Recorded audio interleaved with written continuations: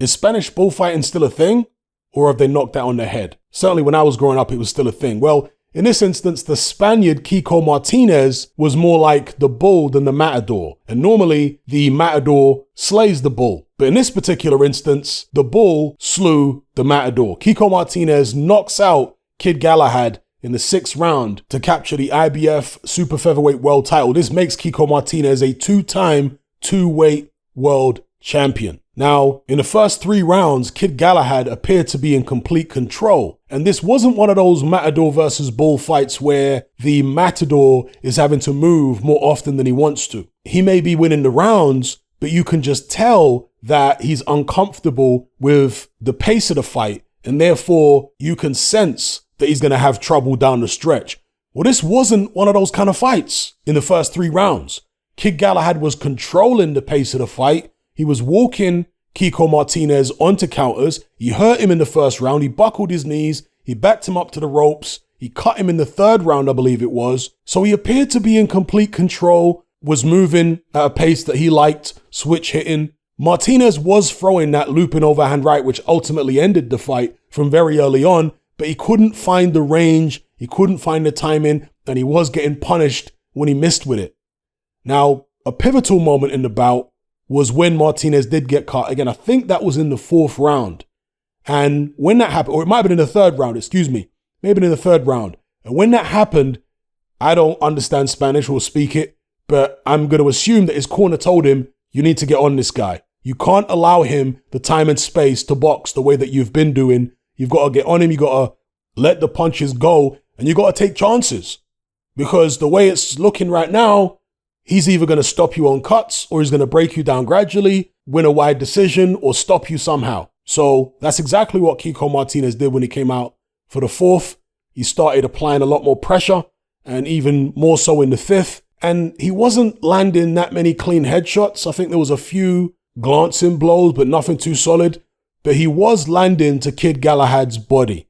And that may have been part of the reason why he was able to knock Galahad down at the end of the 5th and then knock him out in the 6th. Perhaps that took away just enough of the foot speed that Galahad was using to get away from Martinez's attacks. Now, obviously, over the course of a bout, you're going to adjust somewhat to an opponent's timing, to their rhythm, to the range. You're going to start figuring things out. You're going to know when you can throw the shot so it has a better chance of landing and from which position. And that's what Martinez was doing. But I do suspect that the body shots played a part in this. Because as I say, in the 4th round, 5th round, Martinez was landing more body shots, slinging the looping right hand over the top. It wasn't quite connecting, but you could see the idea. Then at the end of the 5th, and it was really right at the end, it might have been the last 15, 20 seconds of the round, he landed a tremendous right hand bang on Kid Galahad's mouth, basically. And down Kid Galahad went heavily. Now, the mistake Galahad made there was standing right in front of Martinez, not far away enough, and he was leaning straight back with his head on the center line. If a guy is coming at you like that, the way that Martinez tends to do, you want to move your head off to the side. Particularly, again, if you're somewhat close to the ropes, you need to move your head off to the side. You need to spin out. If you start leaning back, he's going to be able to adjust his feet and clip you eventually. And that's the mistake Galahad made, paid for it dearly. He got to his feet and was saved by the bell because there was literally just seconds before the end of the round.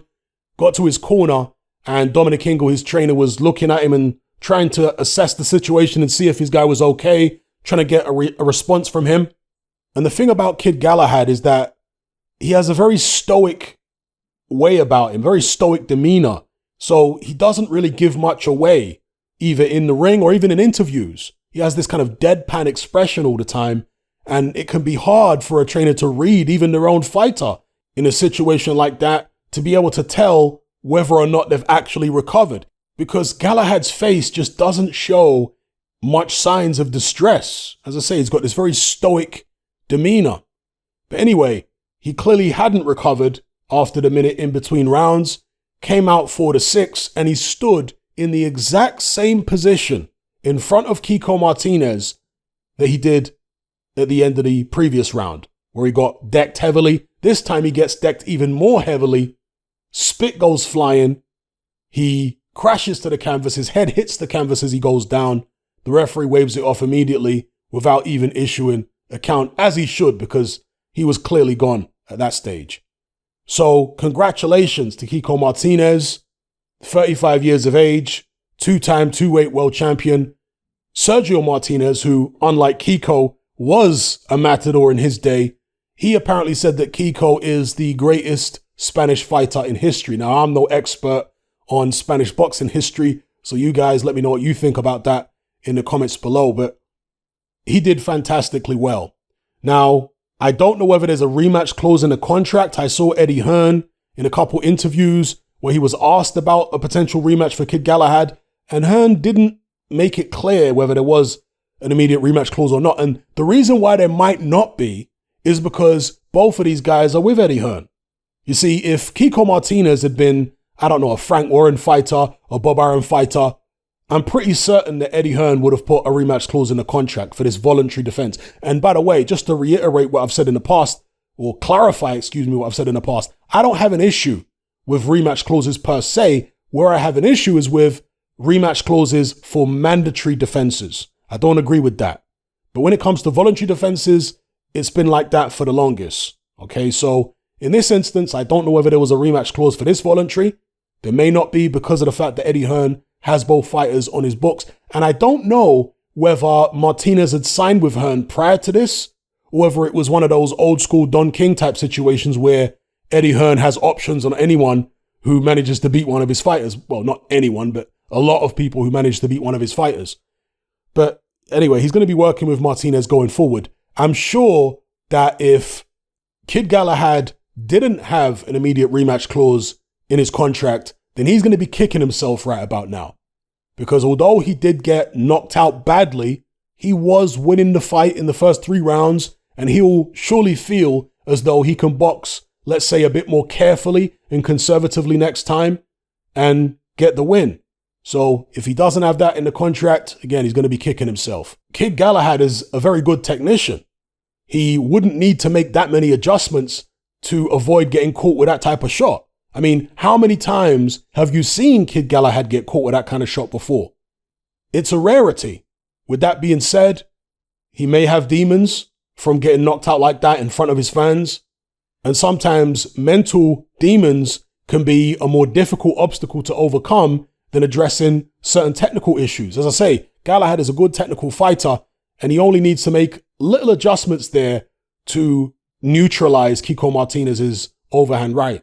Although, again, to give credit to Kiko, he was kind of setting that right hand up in the 4th and 5th round by constantly throwing the right hand to the body, conditioning Kid Galahad to expect right hands to the body so that he would stay in one place and just lean back rather than move his feet out of the way.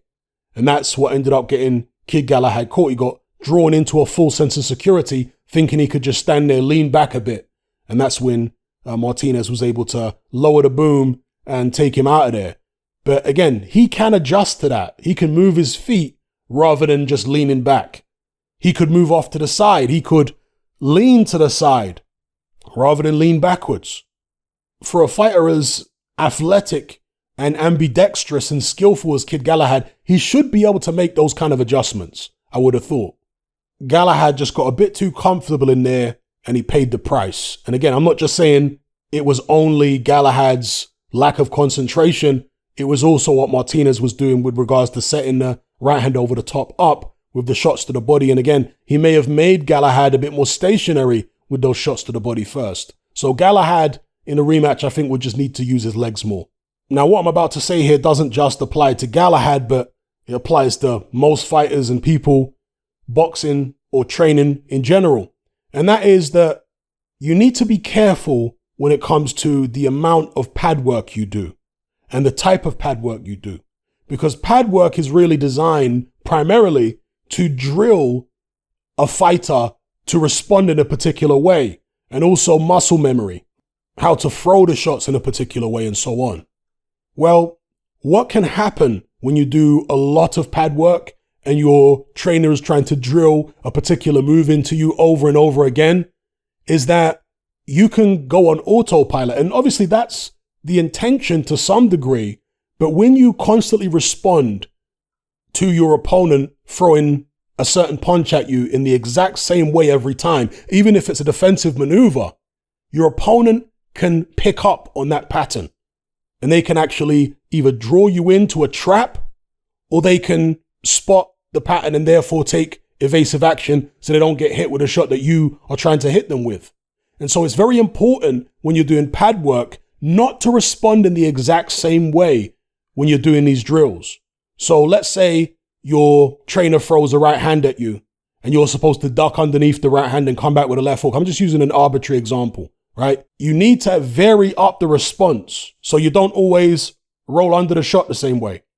Maybe the other time you'll dip off to the side, or you'll use your feet to stay out of range, or you'll feint, get your trainer to throw the right hand and then counter with a right hand of your own.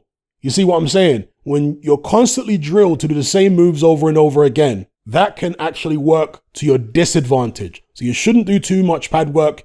And when you do it, you should vary up the way you respond to your trainer throwing certain shots at you.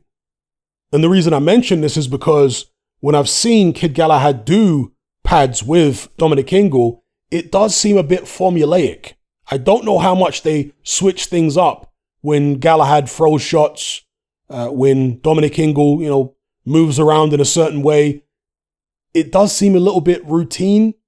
So that's maybe something they could work on. But look, Dominic Ingle is a very experienced trainer. I'm sure he knows what to do and doesn't need any advice from me. And I'm sure they probably do what I just described anyway. Whatever the case may be, the only other issue that there could be with regards to a rematch is Kid Galahad's weight. And some people might say that could have affected his punch resistance in this fight, because I've never seen Kid Galahad seriously hurt before. I've certainly never seen him dropped before.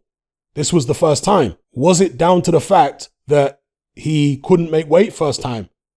He came in, I think it was a few ounces over. He had to go away, lose the weight, come back. Because if you look at the size of Kid Galahad in the ring next to Kiko Martinez, they looked like they were from different weight divisions. I know Martinez has moved up, but they really looked different sized human beings. How difficult is it for Kid Galahad to keep making the weight? Is that affecting his punch resistance? I don't know. I'm just throwing it out there as a possibility. Perhaps it had nothing to do with the way he got knocked out. You guys let me know what you think in the comments as well. So that's my take on the fight. Great win for Kiko Martinez, an Indian summer for his career. As far as Kid Galahad, he better hope he's got a rematch clause in the contract.